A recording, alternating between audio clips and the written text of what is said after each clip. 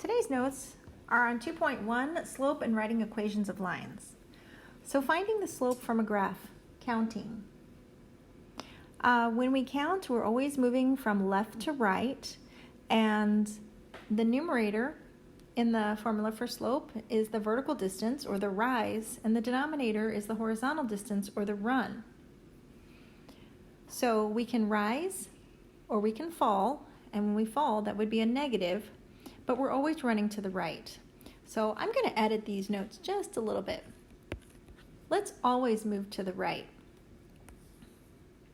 So problem number 1 says find the slope of the line through the points C and D. So we're going to start with C. C is furthest left, and we're going to move towards D. So we can see from C to D, we are rising a negative value.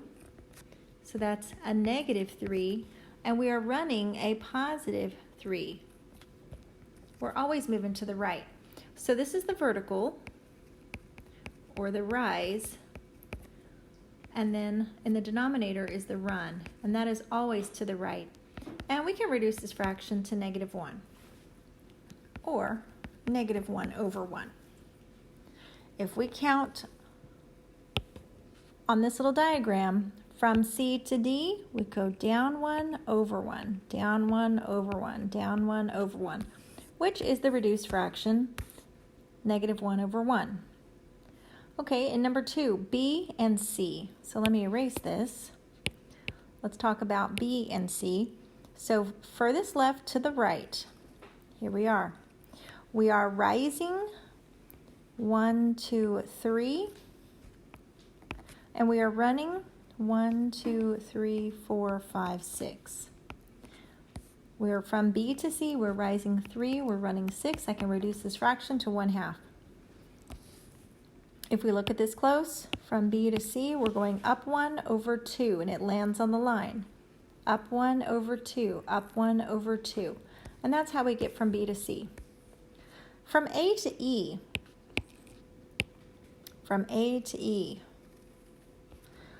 we're rising 1, and we're running 1, 2, 3, 4, 5, 6, 7, 8, 9, 10, 11, 12. And that fraction doesn't reduce. But you can see rise over run, up 1 over 12 to get to E. Number 4, B and F. From B to F. This guy right here.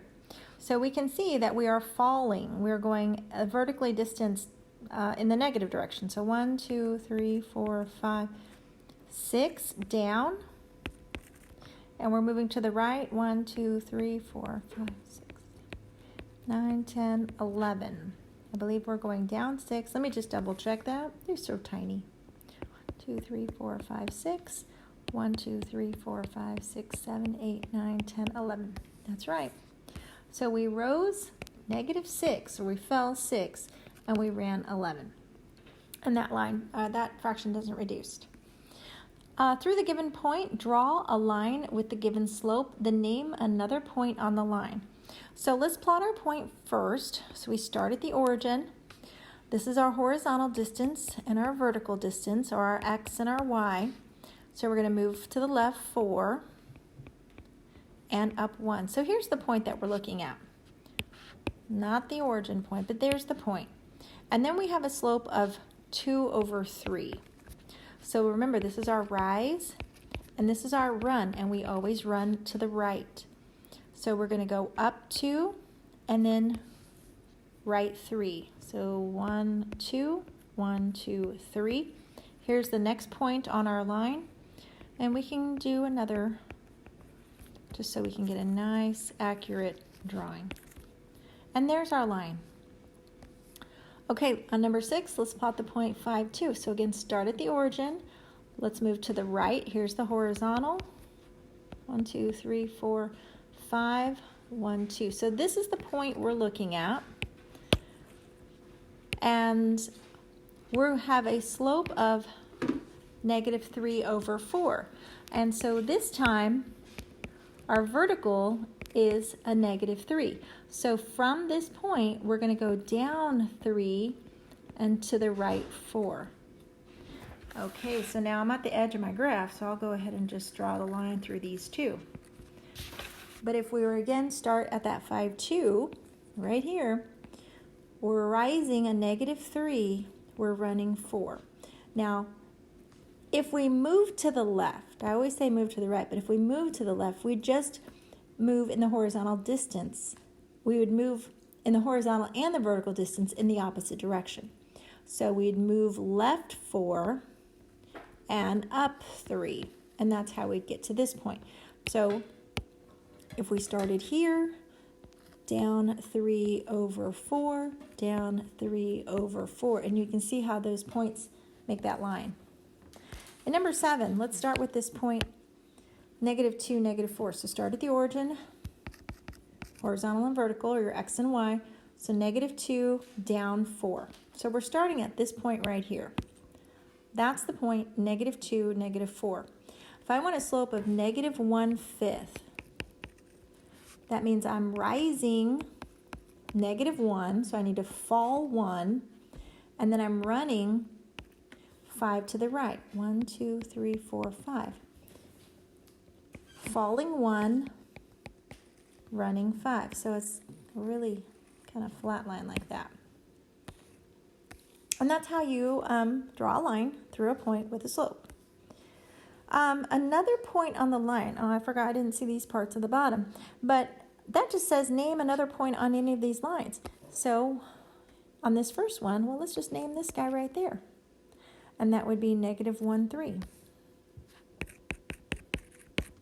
Another point on this one, well, we've got 3 to choose from. Let's see, we started at the point 5, 2.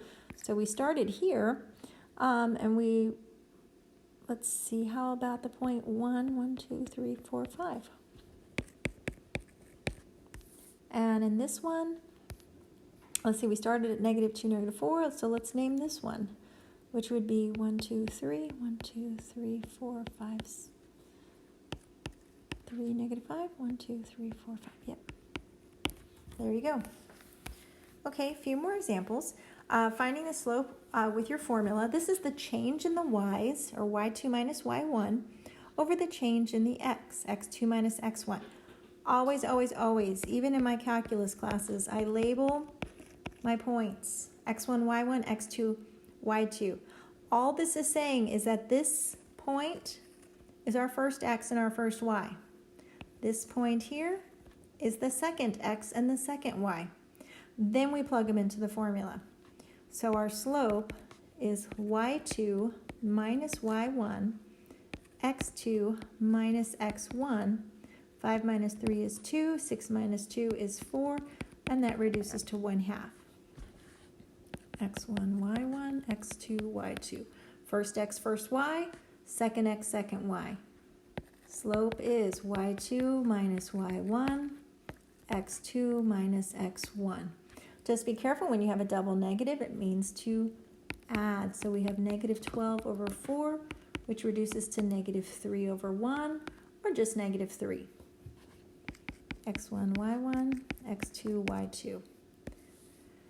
Plug it in, -4 minus -1, y2 minus y1, 2 minus 6. Okay, let's see, double negative here makes that what, -3, 2 minus 6 is -4, and that's 3 over 4. x1, y1, x2, y2, 5 minus 7, 3 minus -4, -2, double negative is positive, there you go, -2/7. Just a few more examples. Writing the equation of a line given slope and a point. This is called point slope. And just some advice from a calculus teacher, you need to know this. This is the most important formula, even more important than slope-intercept. Point slope. This is it. I never knew how important it was until I taught calculus, and we use this all the time. It's so easy to use though. Here's your m, here's your first x, here's your first y. All you do is you plug it into that formula. So y minus the first y is equal to the m x minus the first x. And now we can just kind of clean it up. So this is y plus 2. And if we distribute the negative 3, that's negative 3x plus 12, double negative. Go ahead and solve for y. Subtract 2 on both sides. That makes that plus 10, and you're done. Here's your first x. Here's your first y. Here's your m. Y minus the first y equals m x minus the first x. Okay, clean it up just a bit. I'm going to go ahead and make that a plus. Now let's distribute. Half of x is just half x. Half of 6 is 3. Add 1 to both sides. 1/2 x plus 4. And the last example, given 2 points. All right, so first thing you have to do is find the slope. Label your points. First x, first y. Second x, second y. Slope is the second y minus the first y. Second x minus the first x. Double negative is a plus. 1 minus 4 is negative 3, so my slope is negative 3. 9 divided by negative 3. Now we use that first x and first y and plug into point slope. So y minus the first y equals m x minus the first x. Y plus 7 is negative 3x plus 12. Subtract 7, and we have 3x and 12 minus 7, I believe is what, 5? And there you go. All right, last example. x1, y1, x2, y2. You gotta label your points every time. Find your slope. Negative 4 minus 6, 3 minus 1. That gives you negative 10. 3 minus 1 is 2. And that reduces to negative 5. There's your point, your x1, y1. Y minus your y1 is equal to your m. X minus x1, distribute. Add 6. And you're done.